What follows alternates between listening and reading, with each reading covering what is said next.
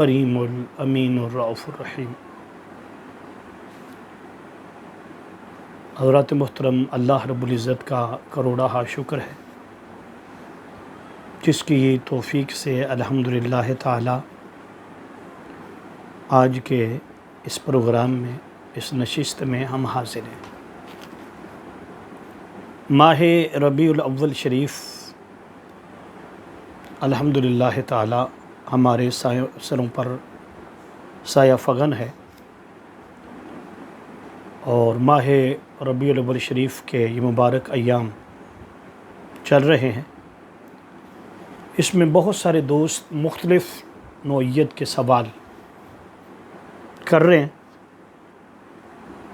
اور ان سوالوں کا جواب قرآن و حدیث کی روشنی میں دینا علماء کرام کی ذمہ داری ہے۔ الحمدللہ تعالی اس ذمہ داری کو بڑے آسان طریقے کے ساتھ، اچھے طریقے کے ساتھ، خوبصورت انداز میں اور خوبصورت پرائے میں علماء کرام جو ہیں اس کے جواب سوالوں کے وہ عطا کر رہے ہیں۔ ہمارے پاس بھی بہت سارے سوال پہنچے ہیں جن کا جواب انشاءاللہ تعالی میں آگے آپ کے سامنے رکھوں گا، بیان کروں گا۔ اللہ پاک ہم سب کو عمل کی توفیق عطا فرمائے۔ ماہ ربیع الاول، ربیع بہار کو کہتے ہیں، اور اول پہلی بہار۔ علماء فرماتے ہیں کہ سرکار دو عالم صلی اللہ علیہ وآلہ وسلم کی آمد اللہ پاک نے نہ تو سخت گرمی میں کی، نہ رسول اللہ صلی اللہ علیہ وسلم کی ولادت سخت سردی میں ہوئی، بلکہ اللہ رب العزت نے جو انتخاب کیا موسم کا،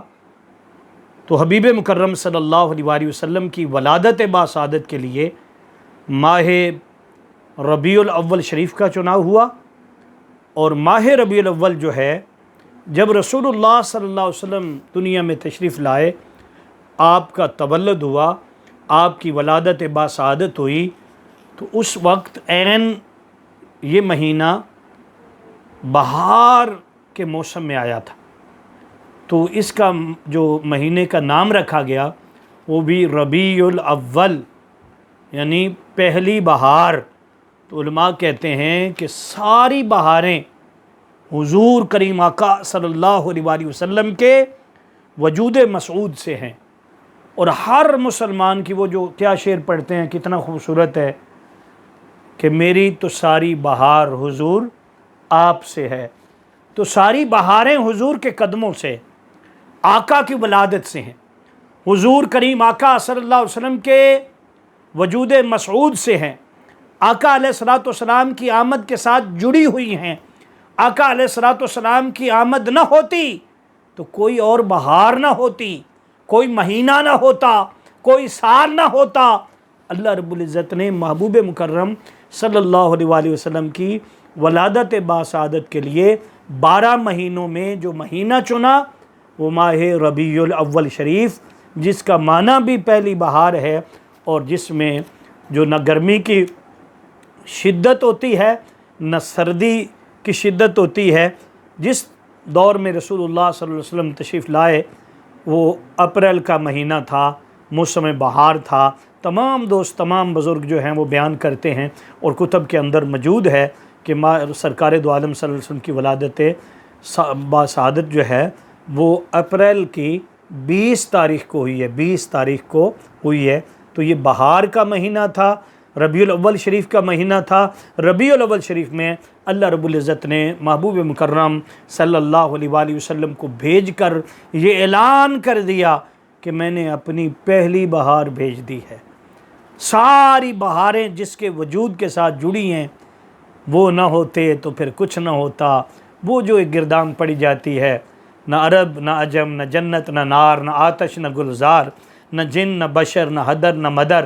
نہ حدر نہ مدر، نہ کچھ بھی نہ تھا۔ تو اللہ رب العزت نے اپنے محبوب مکرم صلی اللہ علیہ وسلم کی ولادت باسعادت حضور کے نور کو ماہ ربیع الاول شریف میں اس دنیا میں بھیجا۔ اگلی بات یہ ہے کہ جب ہم قرآن پاک کا مطالعہ کرتے ہیں تو حضور کریم آقا صلی اللہ علیہ وسلم کی ولادت باسعادت کے ذکر میں، حضور کی آمد کے ذکر میں کسی جگہ پر بھی قرآن پاک کی کسی آیت مقدسہ میں بھی یہ نہیں ہے کہ محبوب صلی اللہ علیہ وسلم پیدا ہوئے۔ پہلی بات یہ ہے کہ ہم قائل ہیں اس بات کے، ہمارا عقیدہ ہے کہ رسول اللہ صلی اللہ علیہ وسلم پیدا ہوئے، اور علماء محدثین بیان کرتے ہیں کہ یہ جو ہم میلاد مناتے ہیں نا، سرکار کا میلاد، یہ توحید ہے، یہ توحید کا اعلان ہے، یہ شرک کی جڑ کٹ جاتی ہے کہ جب ہم کہتے ہیں کہ ہمارے حبیب صلی اللہ علیہ وآلہ وسلم حضور تاجدار کائنات، فخر موجودات، رحمت عالم، تاجدار ختم نبوت صلی اللہ علیہ وآلہ وسلم 12 ربیع الاول کو صبح کے وقت 12 اور 11 کی درمیانی شب عین صبح کے وقت سرکار دنیا میں تشریف لائے، یعنی پیدا ہوئے۔ تو جب ہم پیدائش کا لفظ بولتے ہیں تو اس سے شرک کی جڑ کاٹ جاتی ہے۔ تو ہمارا عقیدہ یہ ہے اللہ وہ ہے، اللہ رب العزت وہ ہے، هو اللہ وحد اللہ الصمد لم یلد ولم یولد ولم یکن لہ کفوا احد۔ وہ جو اعلان توحید ہے کہ اللہ پاک محبوب کی زبان اقدس سے کرواتا ہے، کل اے حبیب آپ فرما دیں ہو اللہ وحد، اللہ ایک ہے، اللہ ایک ہے، اور آگے کیا ہے؟ اللہ صمد، وہ بے نیاز ہے، وہ بے نیاز ہے، اور آگے وہ چیز ہے کہ جس کے بارے میں ایمان لانا ضروری ہے کہ اللہ کی کوئی اولاد نہیں ہے، اور نہ اللہ جو ہے وہ پیدا ہوا، نہ اس کی کوئی اولاد ہے۔ تو یہ بات اعلان کرتے ہیں کہ جو اللہ ہے وہ پیدائش سے پاک ہے، جو اللہ ہے اس ولادت سے پاک ہے، جو اللہ کے حبیب صلی اللہ علیہ وآلہ وسلم ہیں ان کی ولادت باسعادت ہوئی 12 ربیع الاول کو، آپ پیدا ہوئے۔ جو پیدا ہوتے ہیں، فرمایا آپ پیدا ہوئے، آپ مصطفیٰ ہیں، خدا استغفر اللہ نہیں ہیں، خدا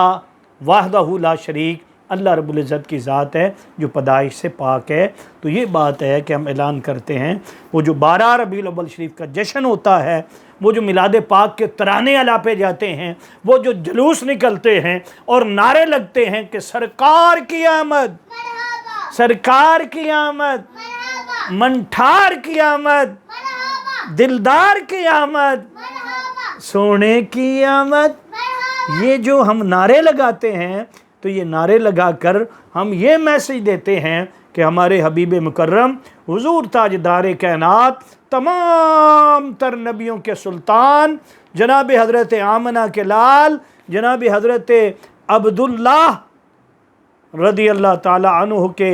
بیٹے آپ ہیں، اور والدہ آپ کی حضرت آمنہ ہے۔ ہم یہ اعلان کرتے ہیں کہ حضور اکرم صلی اللہ علیہ وآلہ وسلم جو ہیں وہ دنیا میں تشریف لائے ہیں، آپ پیدا ہوئے ہیں، آپ کی ولادت باسعادت ہوئی ہے۔ جس کی ولادت باسعادت ہو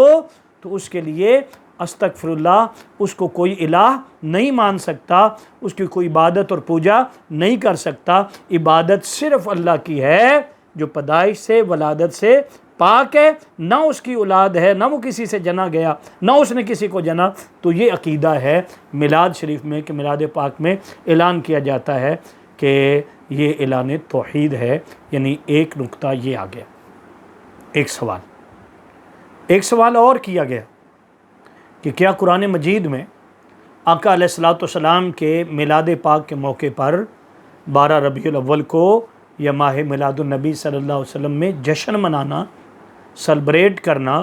خوشی کا اظہار کرنا، دیگیں پکانا، جھنڈیاں لگانا، جھنڈے لگانا، کمکمے لگانا، لائٹنگ کرنا، گلی کو سجا دینا، مسجد کو سجا دینا، یہ سارا کچھ جو ہم عمل کرتے ہیں آقا علیہ الصلوۃ والسلام کی آمد کی خوشی میں غبارے لگاتے ہیں، سیلیبریٹ کرتے ہیں حضور کی آمد کو، ویلکم کرتے ہیں، اس سے پہلے استقبال ربیع الاول ہوتا ہے، تو کیا اس خوشی کو آپ کیسے سمجھتے ہیں کہ کیا یہ خوشی قرآن و حدیث کی روح سے جائز ہے؟ تو جی اس کا جواب یہ ہے کہ یہ خوشی کا حکم خود قرآن پاک کے اندر موجود ہے۔ آقا علیہ الصلوۃ والسلام کی آمد پر، حضور کریم آقا صلی اللہ علیہ وسلم کی آمد پر خوشی منانا یہ مومنوں کا طریقہ ہے۔ خوشی منانا یہ اللہ کے برگزیدہ بندوں کا طریقہ ہے۔ حضور کا پھر ہم میلاد میں حضور کا ذکر کرتے ہیں، محفل پاک جو سجتی ہے اس میں میلاد پاک میں حضور کا ذکر ہوتا ہے، اور ذکر کرنا، آقا علیہ السلام کا ذکر کرنا، ذکر تو اللہ کی سنت ہے، اللہ کرتا ہے حبیب کا، اور وہ فرماتا ہے ان اللہ و ملائکتہ یصلون علی النبی یا ایھا الذین آمنوا صلوا علیہ وسلموا تسلیما، کہ اللہ پاک فرماتا ہے بے شک میں خود اللہ اور میرے سارے فرشتے نبی مکرم صلی اللہ علیہ وآلہ وسلم پر درود بھیجتے رہتے ہیں۔ اے ایمان والو تم بھی حبیب مکرم صلی اللہ علیہ وسلم پر درود بھیجو اور سلام بھیجو کثرت کے ساتھ، جیسا بھیجنے کا حق ہے، جیسا بھیجنے کا حق ہے۔ تو اس پر امام بخاری علیہ رحمہ نے جو اس کا ترجمہ کیا، امام بخاری سے پوچھا گیا آپ کی جو صحیح بخاری ہے اس کے اندر ان اللہ و ملائکتہ یصلون علی النبی جو فرمایا گیا ہے، تو یہ پوچھا گیا اس کی تفسیر کرتے ہوئے امام بخاری نے، حضرت امام بخاری فرماتے ہیں کہ یہاں جو حضور پر درود ہے اس پر کہا صلوات اللہ ثناء عند الملائکہ، کہ حضور پر اللہ کا درود یہ ہے کہ اللہ اپنے محبوب صلی اللہ علیہ وآلہ وسلم کی ثنا کرتا ہے، حضور کا ذکر کرتا ہے، حضور کی شانوں کو بلند کرتا ہے، آقا علیہ الصلوۃ والسلام کی شان کو اللہ پاک بیان کرتا ہے، جیسا کہ اس نے قرآن پاک میں الحمد سے لے کر والناس تک کتنی آیات ہیں جس میں اللہ پاک نے محبوب مکرم صلی اللہ علیہ وسلم کے ذکر پاک کو، حضور کی شان کو، حضور کی عظمت کو بیان کیا ہے، حضور کے ذکر کی مجلس حضور کے فرمایا اس وقت سجائی ہے جب زمین و آسمان نہیں بنے، اللہ رب العزت نے فرشتوں کو بلا کر صلوات اللہ ثناء عند الملائکہ، فرشتوں کے سامنے محبوب کی ثنا، محبوب کی صفت، محبوب کی تعریف کو بیان کیا۔ اور فرشتوں کا درود کیا ہے؟ صلوات اللہ ثناء عند الملائکہ، عند الملائکہ، ملائکہ کا کیا ہے کہ ملائکہ اس پر جو ہے وہ کرتے ہیں سبحان اللہ، یعنی ان کے سامنے حضور کا ذکر جو کرتے ہیں۔ تو جو میلاد پاک میں ایک بہترین اور بڑا جز پایا جاتا ہے وہ تو حضور کا ذکر ہے۔ اصل میں تو جیسے حضور کی سیرت ہے، سیرت بھی حضور کا ذکر ہے، اور آقا علیہ الصلوۃ والسلام کا میلاد پاک یہ بھی حضور کا ذکر ہے۔ تو میں نے عرض کیا آپ کے سامنے کہ یہ جو ہم ذکر کرتے ہیں یہ اللہ کی سنت ہے، اور اس پر کئی آیات موجود ہیں۔ پھر ایک آدمی مجھ سے سوال کرنے لگا، کہنے لگا جی دیکھیں لوگ کہتے ہیں کہ ہم جھنڈیاں لگاتے ہیں، فلیکس بنواتے ہیں، ہم جناب دیواریں جو ہیں وہ سجا دیتے ہیں، گلیاں سجا دیتے ہیں، اپنا مکان سجا دیتے ہیں، حضور کا جشن مناتے ہیں۔ تو وہ فرما رہے تھے میرے دوست کہ کیا ہم اتنا پیسہ کسی غریب کو دے دیں، لاچار کو دے دیں، کسی بیوہ کو دے دیں، تو کیا اس کا ثواب زیادہ ہے، یا حضور کریم آقا صلی اللہ علیہ وسلم کے میلاد پاک کا جشن منانا، حضور کی خوشیاں منانا، حضور کی نعتیں پڑھنا، آقا علیہ الصلوۃ والسلام کی محفل ناز سجا کر عمرہ کے ٹکٹ جو ہے وہ بانٹنا، یہ زیادہ بہترین ہے یا کسی غریب کو پیسے دے دینا یہ زیادہ اچھا ہے؟ یہ سوال کیا گیا۔ تو میں نے اس کے جواب کئی عطا فرمایا، اس میں ایک جواب جو قرآن پاک میں وہ آپ کے سامنے رکھتا ہوں، یہ دو آیات میں۔ ایک ہے کہ اللہ پاک نے ارشاد فرمایا سورہ یونس آیت نمبر 58 کے اندر، اللہ پاک فرماتا ہے قُلْ بِفَضْلِ اللَّهِ وَبِرَحْمَتِهِ فَبِذَلِكَ فَلْيَفْرَحُوا۔ اللہ پاک فرماتا ہے فرما دیجئے یہ سب کچھ اللہ کے فضل اور اس کی رحمت کا باعث ہے جو بعثت محمدی صلی اللہ علیہ وآلہ وسلم کے ذریعے تم پر ہوا، پس مسلمانوں کو چاہیے اس پر خوشیاں منائیں، اس پر خوشیاں منائیں۔ فرمایا کہ یہ جو خوشی منائی جاتی ہے، آگے قرآن کہتا ہے ہوا خیر مما یجمعون، یہ تمام تر جمع کرنے سے بہتر ہے۔ تو یہاں پر فرمایا گیا قُلْ بِفَضْلِ اللَّهِ وَبِرَحْمَتِهِ، جب تم اللہ کا فضل ہو اور اس کی رحمت ہو تو فرمایا اس کے فضل اور اس کے رحمت پر فَلْيَفْرَحُوا، خوشیاں منایا کرو، فرحت میں آ جایا کرو، اتنی خوشی مناؤ، اتنی خوشی مناؤ، آقا کے ذکر کی دھوم مچا دو، آقا علیہ الصلوۃ والسلام کے ذکر پر اتنی دھوم مچاؤ کہ ہر طرف پتہ چلے کہ حضور آ گئے ہیں، حضور آ گئے ہیں۔ آقا علیہ الصلوۃ والسلام کی آمد پر فرمایا، اب جو لوگ سوال کر دیکھیں جی یہ تو رحمت اور فضل کا ذکر ہے، تو یاد رکھ لیں تمام تر رحمتوں کی جان میرے حبیب مکرم صلی اللہ علیہ وسلم کی ذات گرامی۔ تمام نبی رحمت لے کر آئے ہیں، میرے حبیب مکرم صلی اللہ علیہ وآلہ وسلم اللہ کی رحمت بن کر آئے۔ تو پوچھا جائے کہ سب سے بڑی رحمت، اس رحمت سے مراد کیا ہے؟ تو قرآن پاک فرماتا ہے وَمَا أَرْسَلْنَاكَ إِلَّا رَحْمَةً لِلْعَالَمِينَ۔ تو میں نے عرض کیا وَمَا أَرْسَلْنَاكَ إِلَّا رَحْمَةً لِلْعَالَمِينَ، اے حبیب مکرم صلی اللہ علیہ وآلہ وسلم، اللہ پاک فرما رہا ہے ہم نے آپ کو تمام تر جہانوں کے لیے رحمت بنا کر بھیجا۔ تو یہاں پر کیا ذکر آیا ہے کہ جب تم پر اللہ کی رحمت ہو، وَبِرَحْمَتِهِ، کیا ہے اس کا ترجمہ کیا ہے؟ اللہ پاک فرما رہا ہے کہ یہ جو سب تم پر ہے نا، یہ رحمت کے سبب سے اللہ رب العزت کی جو رحمت ہے اس کے جشن منانا ہے۔ تو تمام تر رحمتوں کی رحمت، تمام تر رحمتیں جس کے صدقے ہیں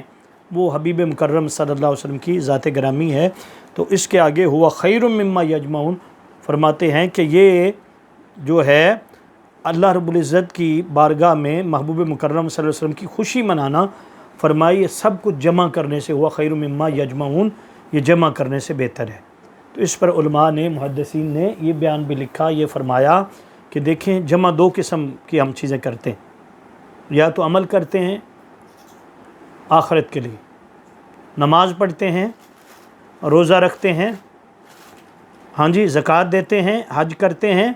کلمہ شریف کرتے ہیں، یہ 5 ارکان اسلام کے، نیکیاں کرتے ہیں، ہوا خیر مما، نیکیاں کر رہے ہیں، ہوا یہاں پر کیا ہوا خیر مما یجمعون، جو تم جمع کرتے ہو، یہ جمع ہے۔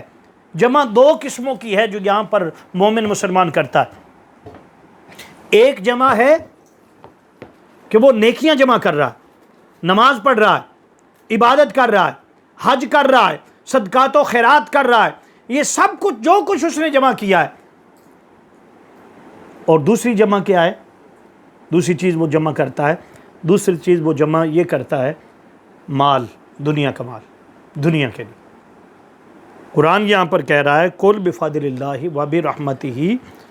فَبِذَلِكَ فَلْيَفْرَحُوا وَهُوَ خَيْرٌ مِّمَّا يَجْمَعُونَ۔ اے حبیب صلی اللہ علیہ وسلم آپ فرما دیں قُلْ بِفَضْلِ، جب تم اللہ کا فضل ہو، جب تم پر اللہ کا فضل ہو اور اس کی رحمت ہو، ہاں جی، تو پھر کیا کرنا ہے؟ خوشی مناؤ۔ فضل سے مراد فرماتے ہیں سب سے بڑا فضل جو ہے وہ حضور کی ذات ہے،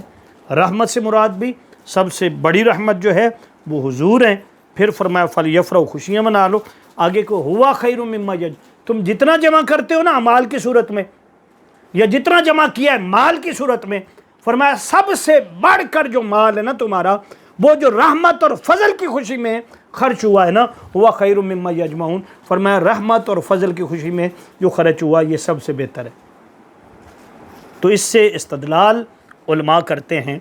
علماء اہل سنت وہ کرتے ہیں، وہ فرماتے ہیں کہ جو میلاد پر پیسہ خرچ کیا جاتا ہے، میلاد پر 1 روپیہ جو خرچ کیا جاتا ہے، فرمایا وہ ہوا خیر مما یجمعون کے زمرے میں آتا ہے کہ یہ اللہ رب العزت کی بارگاہ میں اللہ رب العزت کی خوش نودی کے لیے بندہ خرچ کرتا ہے۔ اور وہ خرچ کیا کرتا ہے؟ وہ اللہ رب العزت کی بارگاہ میں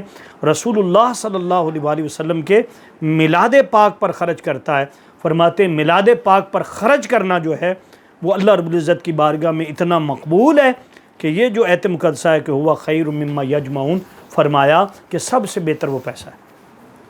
پھر جیسے میں نے عرض کیا کہ وہ کسی نے عرض کیا کہ وہ پیسہ اگر کسی غریب کو دے دیں، یتیم کو دے دیں، بیوہ کو دے دیں، تو کیا یہ حضور کا جشن ہو جائے گا، میلاد پاک ہو جائے گا، ہمیں ثواب ملے گا؟ تو یاد رکھ لیں اس پر بھی علماء، محدثین، مفسرین، خصوصاً علماء اہل سنت وہ جواب دیتے ہیں۔ وہ فرماتے ہیں کہ اللہ رب العزت نے ایک اور مقام پر 30ویں پارے میں اللہ پاک نے فرمایا فَأَمَّا بِنِعْمَتِ رَبِّكَ فَحَدِّثْ، اپنے رب کی نعمتوں کا خوب چرچا کرو، اپنے رب کی نعمتوں کا خوب چرچا کرو۔ اب سب سے بڑی نعمت جیسے میں نے عرض کر دی ہے وہ حضور کریم آقا صلی اللہ علیہ وسلم کی ذات گرامی، آقا علیہ الصلوۃ والسلام کی ذات گرامی۔ تو جب حضور کی ذات گرامی سب سے بڑی نعمت ہے اور رب فرما رہا ہے کہ تم اپنے رب کی نعمتوں کا خوب چرچا کرو۔ تو چرچا کیسے ہوتا ہے؟ چرچا خاموشی کے ساتھ نہیں ہوتا، بالکل یعنی خفیہ طریقے سے، جیسے میں عرض کیا گیا پہلے سوال تھا کہ کسی غریب کو دے دیں، یتیم کو دے دیں، بیوہ کو دے دیں، کچھ مال دے دیں، کچھ رقم دے دیں، تو کیا یہ جشن ہو جائے گا؟ تو اس کا جواب یہ ہے، جشن منانا، چرچا کرنا، چرچا تب ہوتا ہے جب گلیاں سج جائیں، چرچا تب ہوتا ہے جب فلیکس بن جائیں، چرچا تب ہوتا ہے جب لائٹنگ کر دی جائے، چرچا تب ہوتا ہے جب اعلان کر دیا جائے اور حضور کی آمد کے ترانے الاپے جائیں، جب اعلان ہو جائے کہ فلک کے نظاروں، زمین کی بہاروں، زمین کی بہاروں، سب عیدیں مناؤ، حضور آ گئے، حضور آ گئے، حضور آ گئے۔ جب یہ بندہ چرچا کرتا ہے اور ایسا چرچا کرتا ہے، فلیکس بنواتا ہے، علماء کو بلاتا ہے اور علماء کو بلا کر آقا علیہ الصلوۃ والسلام کے میلاد کی خوشی کرتا ہے، فرماتے ہیں کہ یہ ہے چرچا بتانا، خوب چرچا کرنا، جلوس نکالنا، جھنڈے اٹھانا۔ تو کسی نے کہا کہ یہ جھنڈے اٹھانا کہاں لکھا ہوا ہے؟ تو یاد رکھنے، آپ پڑھیں کتب کے اندر، علماء نے، محدثین نے بیان کیا ہے کہ جب رسول اللہ صلی اللہ علیہ وسلم دنیا میں تشریف لائے تھے تو اللہ رب العزت نے حکم دیا سیدنا جبریل امی کو، فرمایا 3 جھنڈے لے کر جاؤ، ایک مشرق میں لگا دو اور ایک مغرب میں لگا دو اور ایک کعبۃ اللہ کی چھت پر لگا دو اور اعلان کر دو کہ حضور آ گئے ہیں۔ یعنی اس کا مقصد یہ تھا کہ مشرق میں لگا دو، اعلان ہو جائے مشرق بھی حضور کا ہے، مغرب میں لگا دو، اعلان ہو جائے کہ مغرب بھی حضور کا جھنڈا جو ہے وہ گاڑ دیا گیا ہے، اور کعبے کی چھت پر، کیونکہ کعبہ جو ہے وہ مرکز ہے، مرکز اسلام کا مرکز ہے، پہلا مرکز، اس پر بھی لگا دو، بتا دو۔ پوری دنیا کے اندر 3 جھنڈے لگ گئے ہیں، مشرق، مغرب اور آقا علیہ الصلوۃ والسلام کے کعبۃ اللہ پر گاڑ دیا گیا ہے۔ فرماتے ہیں جبریل امی نے تو جھنڈے لگائے ہیں، ہم تو جھنڈیاں لگاتے ہیں، الحمدللہ جھنڈے بھی لگاتے ہیں۔ ہاں جی، کسی نے کیا خوب کہا ہے کہ منکر یہ پوچھتا ہے، منکر یہ پوچھتا ہے جھنڈیوں کی اصل کیا ہے؟ یہ جو ہم جھنڈیاں لگاتے ہیں اس کی اصل کیا ہے؟ تو فرماتے روح الامی کو دیکھو جھنڈے لگا رہے ہیں، روح الامی کو دیکھو جھنڈے لگا رہے ہیں۔ تو یہ بات میں نے عرض کی آپ کے سامنے کہ قرآن پاک میں بھی ہے اس خوشی کا ذکر اور حدیث پاک میں بھی اس خوشی کا ذکر ہے۔ اب میں آخر پہ جو باقی وقت بچا ہے، تھوڑا وقت ہوگا، میرے خیال کوئی 5-10 منٹ ہیں، ٹھیک ہے، 2-3 منٹ ہیں، تو اس کے اندر میں آپ کو بتا دیتا ہوں کہ بات یاد رکھ لیں، آقا علیہ الصلوۃ والسلام کا جشن جو ہے وہ آج سے نہیں ہے، آج سے نہیں ہے۔ حضور کا جشن جب دنیا نہیں بنائی گئی تھی تو اس سے بھی پہلے تھا، یہ تو میں کئی بار ذکر کر چکا ہوں۔ انشاءاللہ تعالی اگلی نشست جو ہماری ہوگی، وہ جو یہ